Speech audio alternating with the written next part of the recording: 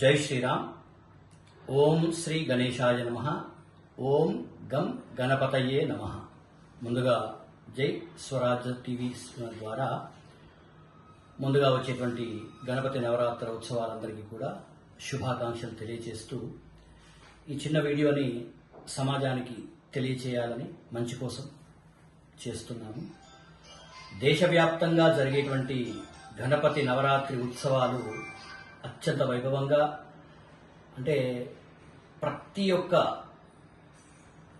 మనిషిని కూడా ఉల్లాసపరిచే విధంగా ఈ గణపతి నవరాత్రులు జరుగుతాయి. ప్రతి చోట, అంటే దేశవ్యాప్తంగా జరుగుతాయి. ఒక మన జిల్లా, ఒక రాష్ట్రం అని కాకుండా దేశవ్యాప్తంగా, ప్రపంచవ్యాప్తంగా కూడా జరుగుతాయి. అయితే దీంట్లో భాగంగా మనం ఏది చేసినా, అంటే ముందుగా మనం చదువు అని చెప్పగానే ఏదో సరస్వతి అమ్మవారు గుర్తొచ్చినట్టుగా, పూజ అనగానే మొదలుగా చేసేటువంటిది గణపతి. అది మంచి కావచ్చు, చెడు కావచ్చు, ముందుగా వచ్చేటువంటి గణపతి. అయితే మనం మొదటగా ఇప్పుడు ఈ భాద్రపద మాసంలో వచ్చేటువంటి చవితి నాడు చేసేటువంటి ఈ గణపతి నవరాత్రి ఉత్సవాలు 9 రోజులు, 11 రోజులు ఇలా రాత్రులన్నీ కూడా చేసి అత్యంత వైభవంగా భక్తి శ్రద్ధలతో మనము చేస్తూ ఉంటాము, చూస్తూ ఉంటాము, ఆనందపడుతూ ఉంటాము. తర్వాత అయితే ఇందులో భాగంగా మనకి ఇప్పుడు చెప్పడానికి, ఇప్పుడు మేము వీడియో చేయడానికి కారణం ఏమిటి అంటే, నవరాత్రి ఉత్సవాలు చేస్తున్నాము భక్తి శ్రద్ధలతో అని అనుకుంటున్నాం. కానీ కొన్ని చోట్లలో ఈ నవరాత్రి ఉత్సవాలలో కొన్ని సినిమా పాటలు వేయటము, తర్వాత వచ్చేసి మనకు ఉండేటువంటి ప్రైవేట్ సాంగ్స్ తోటి వాళ్ళు ఏదో డాన్సులు, ప్రతి చోట కూడా ఈ యొక్క సాంస్కృతిక కార్యక్రమాలు ఏర్పాటు చేస్తారు నవరాత్రి ఉత్సవంలో భాగంగా. అది అత్యంత వైభవంగా, సంతోషం. కానీ దాంట్లో ఇప్పుడు మనకి వచ్చే తరానికి మనం అందించేది ఏమేమి ఇవ్వాలి? మన సనాతన ధర్మాన్ని, మన ధర్మాన్ని ఏం చేయాలి అంటే, భగవంతునిగానే కొలుద్దాము. మనకి సినిమా పాటలు ఇదే పాటలు, అంటే మీకు ఊపున్న పాటలు కావాలంటే మనకి గణపతిలో ఉన్నాయి, అమ్మవారిలో ఉన్నాయి, అన్ని మంచి మ్యూజిక్స్ తోటి ఉన్నాయి. అదేవిధంగా తర్వాత ఇంకొక ఇదేంటంటే, చిన్నది కాదు, ఇది చాలా పెద్దది. దేనికని అంటున్నానంటే, మనము ప్రతిరోజు కూడా భగవద్గీతని వినాలి. కానీ ఇప్పుడు ఆ భగవద్గీతని మనం ప్రతిరోజు వింటున్నాం. ఎక్కడ వింటున్నాం? ఎవరో కాలం చేస్తే వారి దగ్గర వింటున్నాం. కానీ భగవంతుడి దగ్గర వినాల్సిందే ఈ భగవద్గీతని, ప్రతి ఇంట వినాల్సిందే. కానీ అది కొంతమంది దాన్ని ఏం చేశారంటే, ఓన్లీ చనిపోయిన వారి దగ్గరనే పెట్టాలి అనేటువంటి ఒక దగ్గరికి తీసుకొచ్చేశారు దాన్ని. కానీ అది ధర్మం కాదు. ప్రతి వినాయక మంటపంలో ప్రతిరోజు సాయంకాలము 4:30 గంటలకి భగవద్గీత ప్రతి మంటపంలో వేయాలి.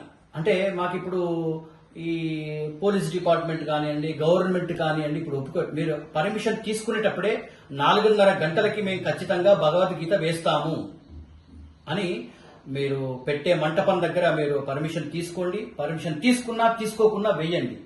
భగవద్గీత ప్రతి ఈ 9 రోజులు ప్రతి మంటపం చోట ఖచ్చితంగా భగవద్గీత వేయాలి దయచేసి. ఇది వేయటం వల్ల ఏమవుతుందంటే, మనకి రేపు ప్రతిరోజు కూడా దేవాలయాల్లో వేయడం జరుగుతుంది. ఇప్పుడు దేవాలయాల్లో కూడా వేయట్లేదు, అంతకుముందు వేసేటువంటి వారు. కానీ ఇప్పుడు వేయకుండా మన వాళ్ళే చేస్తున్నారు. అంటే మన కన్నుని మనమే పొడుచుకుంటున్నాం. ఈ యొక్క భగవద్గీత వినటం వల్ల ఖచ్చితంగా ఒక రకమైనటువంటి మార్పు మనిషిలో ఖచ్చితంగా కలుగుతుంది. మంచి మార్పే కలుగుతుంది, చెడు కాదు. చెడు వాళ్ళని చెడు మార్గంలో పంపించకుండా భగవద్గీత మనకి మంచి మార్గాన్ని చూపెడుతూ మనల్ని లోకానికి ఉపయోగపడే విధంగా, అందరూ ఉపయోగపడాలి. ప్రతి చెట్టు, పుట్ట, గుట్ట ఏ విధంగా ఉపయోగపడుతుందో ప్రతి మనిషి కూడా ధర్మానికి బద్ధుడై ఆ విధంగా ఉపయోగపడాలి. అంటే సంఘానికి, సమాజానికి, దేశానికి, ప్రపంచానికి. మన పుట్టుక మనకి తెలియకపోయినా మన మరణం ప్రపంచానికి తెలియాలి. పుట్టుక అనేటువంటిది భగవంతుడు ఇచ్చేటువంటిది. కానీ మన మరణం మనం రాసుకునేటువంటిది. అంటే నలుగురిలో మనం పేరు తెచ్చుకొని మరణించడం అనేటువంటిదే గొప్ప మంచి మరణం. మంచి మరణం మీన్స్ అంటే మనం మరణించిన తర్వాత కూడా నలుగురిలో బ్రతకటమే మంచి మరణము. కాబట్టి ఈ యొక్క ధర్మాన్ని ఆచరించడం వల్ల వేరే ఏమీ అవసరం లేదు. ధర్మాన్ని ఏ దేంట్లో ఉన్నా కూడా ధర్మాన్ని ఆచరించటం వల్ల వచ్చేటువంటి శుభ పరిణామము చాలా ఉంటుంది. అయితే ఈ వినాయకుడి మనకి ఏదైనా చెప్పాం కదా, ఇందాక మనం అనుకున్నాం కదా, ఏదైనా ప్రప్రథమంగా మంచి పూజ చేసినా, చెడు పూజ చేసినా, చెడు పూజ అంటే మరణించిన వాళ్ళకి ఏదైనా ఉపకర్మలు అనేటువంటివి ఉంటాయి. ఆ కర్మలు చేసినా కూడా మొదటగా గణపతినే ఇచ్చేస్తారు. మనం గృహం కట్టుకున్నా, పెళ్లి చేసుకున్నా మొదటగా గణపతినే ఇచ్చేస్తారు. అలా ప్రతి దానికి కూడా గణపతి ముందుగా ఉంటున్నాడు కాబట్టి ప్రతి దానికి మన సనాతన ధర్మమే ముందుగా ఉండాలి. మనం ఇందాక ఎన్నో ఇబ్బందులు కలుగుతున్నాయి మన భారతదేశానికి, మన యొక్క సనాతన ధర్మం కలిగినటువంటి మన దేశానికి ఎన్నో ఇబ్బందులు కలిగే విధంగా కొన్ని సూచనలు మనకు వస్తున్నాయి. అయినా కూడా మనం నిమ్మకి నీరెత్తనట్టుగా ఉన్నాం. కాబట్టి ఇప్పటి నుంచైనా సనాతన ధర్మము అనంటే ఏంటో తెలుసా? మీ అమ్మని అమ్మ అని పిలవటమే సనాతన ధర్మము, భార్యని భార్య అని పిలవటమే, నాన్నని నాన్న అని పిలవటమే సనాతన ధర్మము. వాళ్ళని నేను వేరే అని పిలుస్తా అంటే అది మన ధర్మం కిందికి రాదు. నీకు సనాతన ధర్మము అనంటే మనం బ్రతికేటువంటి విధి విధానాల్లో సవ్యంగా బ్రతికేటువంటిదే సనాతన ధర్మము. ఇంకా దీనికోసము ఈ యొక్క సనాతన ధర్మం కోసము ఎలా ఉందో నేను మళ్ళీ మీకు చెప్పడం జరుగుతుంది. అది చాలా కొన్ని కాంట్రవర్సీలు అయితే కూడా కావచ్చు. ఎందుకనంటే సనాతన ధర్మం ఏ విధంగా వచ్చింది, ఇప్పుడు ఎవరైనా కావచ్చు సనాతన ధర్మం లేదు అనేటువంటి వాళ్ళు ఎవరైనా ఉంటే కనుక వారికి ఒక చిన్న ఇది, మీ అమ్మని అమ్మ అని పిలవకండి, నాన్న అని పిలవండి, నాన్నని అమ్మ అని పిలవండి. ఇది మనం పెట్టుకున్న ధర్మం అవుతుంది, నీ ఇష్టం అవుతుంది. కానీ సనాతన ధర్మము ఏర్పడినప్పటి నుంచే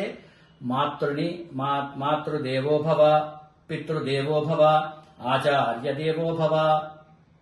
అమ్మ అమ్మగా చూస్తుంది, నాన్న నాన్నగా చూస్తాడు. గురువులో అమ్మ నాన్న అందరూ ఉంటారు. అలా మన సనాతన ధర్మం మనకి తెలియచెప్పింది. సో కాబట్టి అందరం కూడా ఈ యొక్క వినాయకుడి యొక్క నవరాత్రుల్లో భాగంగా ఖచ్చితంగా భగవద్గీతను వేయటం మాత్రం మరవకండి దయచేసి. ఇది ఈ దేశం మొత్తం, అంటే మనం తెలుగు రాష్ట్రాల వరకే తెలియజేస్తున్నాము. ఇది ఎవరైనా హిందీ వచ్చిన వాళ్ళు, ఇంగ్లీష్ వచ్చిన వాళ్ళు చేసి దాన్ని మీరు అబ్రాడ్కి కానీ మన ఇండియా వైజ్గా మీరు అయ్యేటట్టు చేయండి దయచేసి. ఎందుకు తెలియజేస్తున్నానంటే ప్రతి ఒక్క దగ్గర మన ఇండియా మొత్తం చేరాలి. ఎందుకంటే భగవద్గీత అనేటువంటిది అది ఒక కులమో మతమో కాదు, అదొక ధర్మము. అంటే మనిషి ఈ విధంగా పుట్టాడు, ఈ విధంగా మరణించాలి, ఆ మధ్యలో ఏ విధంగా బ్రతకాలి. 1992 పుట్టడం, 2026 మరణం, మధ్యలో ఒక గీత ఉంటుంది, పుట్టుక మరణం. ఆ మధ్యలో గీతనే మనం ఏ విధంగా బ్రతకాలో తెలియచేసేటువంటి ఆ గీత మన జీవితం. కాబట్టి ఆ గీతని చదివి ఆ గీతని మార్చుకుందాం. కాబట్టి ప్రతి ఒక్కరు కూడా సనాతన ధర్మం